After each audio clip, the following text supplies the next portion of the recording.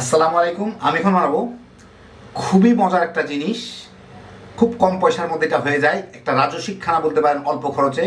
এটা হচ্ছে ভাপা ডিমের কালিয়া। জিনিসটা আসলে এতই মজা, একবার বানাই বুঝতে পারবেন, একদম আঙ্গুল চেটে খাওয়ার মতো ব্যাপার। তো যারা এখনো এই কালিয়াটা খান নাই, অনেকেই হয়তো বানায় খান, কিন্তু যারা এখনো এটা খান নাই একবার চেষ্টা করে দেখেন। মানে একটা সাধারণ খাবার যে কতখানি মজা হইতে পারে। খুবই সহজ তৈরি করা, ডিম টিম প্রায় প্রত্যেকের বাসায় আছে, অতিরিক্ত তেমন কোনো কিছু লাগে না। তো আসেন দেখি শুরু করা যাক। এখানে আমি 6টা ডিম নিয়ে নিছি। ডিমের মধ্যে একটু লবণ দিব স্বাদ মতো। হ্যাঁ হবে। এখন এগুলাকে আমি ফেটে নিব, ডিমগুলাকে।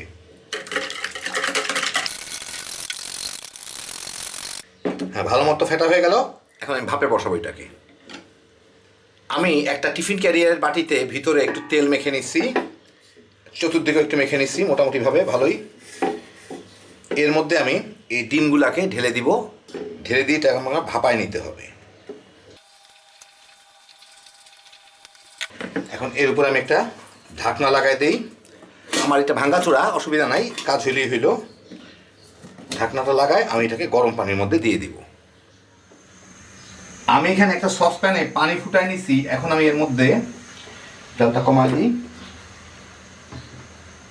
এইটাকে দিয়ে ডিমটাকে ভাপায় নিব। পানিটা আছে যতটুকু ডিম প্রায় ততটুকুই।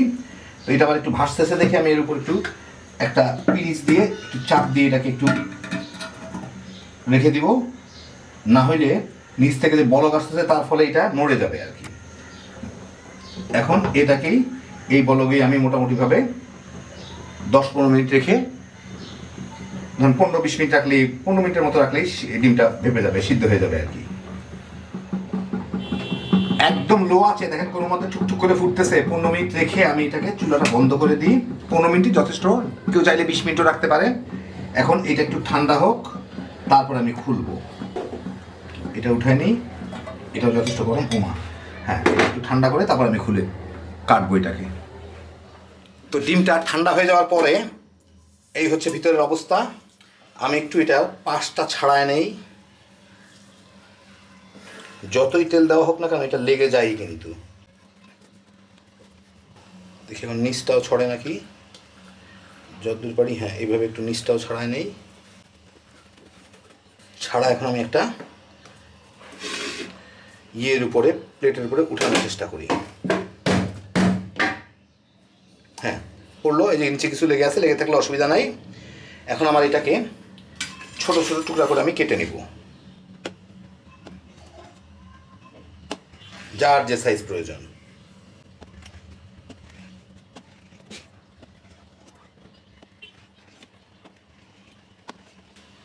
এই যে ধরেন এরকম সাইজ হইল। এখন এগুলোকে আমার একটু ভেজে রান্নাটা শুরু করতে হবে। আমি একটা ফ্রাই প্যানে 1 টেবিল চামচ বেসন হালকা করে একটু ভেজে নিব। জাস্ট একটু ভাজা ভাজা হইলেই হয়, এতে ফ্লেভারটা ভালো আসে। একটু বাদামি হওয়া শুরু করছে, আমি চুলাটা বন্ধ করে দিই। বন্ধ করে আমি এই যে দেখেন একটু হালকা কালারটা বদলাইলেই আমি এটার থেকে উঠে নিব। আর বেশি ভাজার দরকার নেই, সামান্য একটু কালারটা বদলাইলেই এগুলোকে আমি তুলে নেব এখান থেকে। একটা কড়াই আমি একটু সরিষার তেল গরম করে নিয়েছি, ওর মধ্যে এই ডিমগুলোকে দিয়ে আমার একটু ভেজে নিতে হবে। যে ডিমগুলো আমি এখন ভাপায় রাখলাম, হালকা একটু বাদামি করে ভাজা আর কি।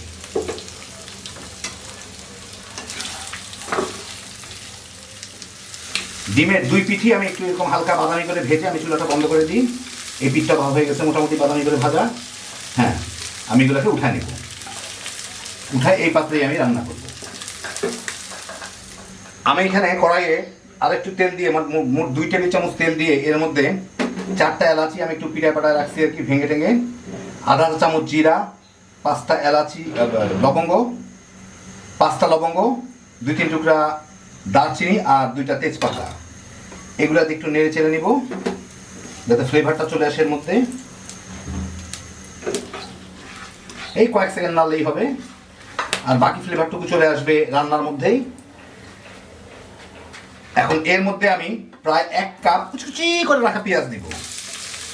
দেশি পেঁয়াজ একদম ছোট ছোট কুচি কুচি করে রাখছি। এইটা দিয়ে একটু ভেজে নিতে হবে, পেঁয়াজটায় হালকা বাদামি দাগ দাগ ধরা পর্যন্ত আর কি। পেঁয়াজগুলা একটু লালচে লালচে হওয়া শুরু করলেই আমি এর মধ্যে দিব 1 টেবিল চামচ আদা রসুন বাটা, মানে দুইটা মিলায় 1 টেবিল চামচ, আধা টেবিল চামচ আদা বাটা, আধা টেবিল চামচ রসুন বাটা, দুইটা দিয়ে একটু আমি ভেজে নিব যাতে আদা রসুনের পানিটা চলে যায়, তাহলে ফ্লেভারটা ভালো আসবে। এই কয়েক সেকেন্ড লাগে, আধা মিনিটেরও কম। এখন আমি এর মধ্যে দিয়ে দিচ্ছি 1 চা চামচ জিরা গুঁড়া, 1.5 চা চামচের মতো ধনিয়ার গুঁড়া, 1 চা চামচ হলুদ, আপনারা বুঝে দিবেন যার যার হলুদের যেরকম কালার হয়, স্বাদ মতো মরিচের গুঁড়া, যেরকম ঝাল চান দিয়ে এর সাথে আরও দিয়ে দিচ্ছি আমি 2টা টমেটো এরকম কুচি কুচি করে কেটে রাখছি, এগুলা দিয়ে আমার একটু ভেজে ভুনে নিতে হবে এটাকে, টমেটোটা পিসটা গলা পর্যন্ত। এবং গলার সুবিধার জন্য আমি এখানে একটু লবণও দিয়ে দিচ্ছি, দিয়ে এখন এটাকে আমার একটু ভেজে নিতে হবে। পানি দেওয়ার দরকার নাই, টমেটো থেকেই পানি ছাড়বে। টমেটোটা গলে গেছে, এর থেকে তেলও ছেড়ে দিচ্ছে, খুব বেশি তেল দেয় না দেখে এরকম দেখা যাচ্ছে না। এখন এর মধ্যে আমি আধা কাপ টক দইয়ের সাথে অল্প একটু লবণ দিয়ে দিব, তাহলে দইটা ফাটবে না। এইটা এর সাথে ভালো মতো মিশায় আমি এর মধ্যে দিয়ে একটু ভুনে নিব। আশা করতেছি টক দইয়ের পানিতেই টমেটোটা মানে বাকি মশলাটাও ভুনা হয়ে যাবে, সব কিছুই, অতিরিক্ত পানি দিয়ে লাভ নাই।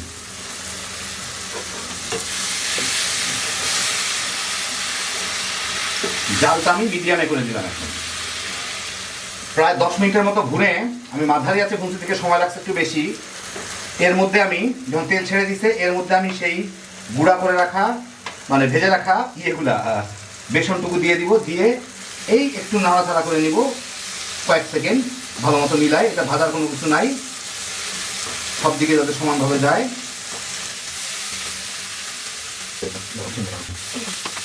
একটু ভেজেই আমি এখন এর মধ্যে আগে দিয়ে দিই পানিটা, তারপর ডিমগুলা দিয়ে দিব, একটু মিলাই দিই এটা ভালো মতো। ডিম দিয়েও তো নাড়ানাড়ি করা যাবে না। তার আগে আমি একটু লবণটা দেখে নিই, অল্প একটু লবণ লাগবে। এখন আমি এর মধ্যে ডিমগুলা দিয়ে দিব, ডিমটার সাথে ভালো মতো একটু মিশায়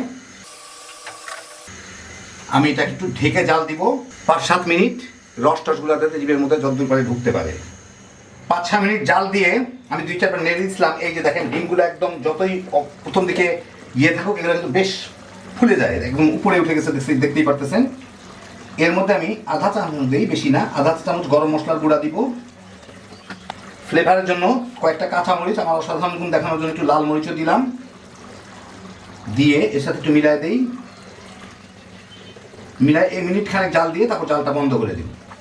জাল দিলে এটা চতুর্দিকে ছড়া যাবে সব ফ্লেভারটা, ঢেকেই জাল দেই। বেশ মোটামুটি ফুলের 1.5 গুণ সাইজ হয়ে গেছে, অসুবিধা নেই। মিনিট 2 জাল দিয়ে আমি এখন এর উপরে একটু ধনিয়া পাতার কুচি ছিটাই দিই, দিয়ে এটা ঢেকে দিই, চুলার জালটা বন্ধ করে দিই। মিনিট 5 পরে আপনাদের বেড়ে দেখাচ্ছি। তো এই যে দেখেন হয়ে গেল আমার দারুণ মজার ভাপা ডিমের কালিয়া, একদম আঙ্গুল চেটে খাওয়ার মতো একটা তরকারি বলতে পারেন। আমি ঠিক যেভাবে বানাইলাম এইভাবে একবার বানায় দেখেন, নিজের স্বাদ মতো মরিচ আর লবণটা দিয়ে আর বাকি জিনিসগুলো ঠিক রেখে বানান, তাইলেই বুঝতে পারবেন কতখানি মজার এটা। মানে সাধারণ ডিমের একটা সাধারণ তরকারি যে এতখানি মজার হতে পারে, এটা না রান্না করে খাইলে বোঝা যায় না। হ্যাপি জোশের একটা আইটেম।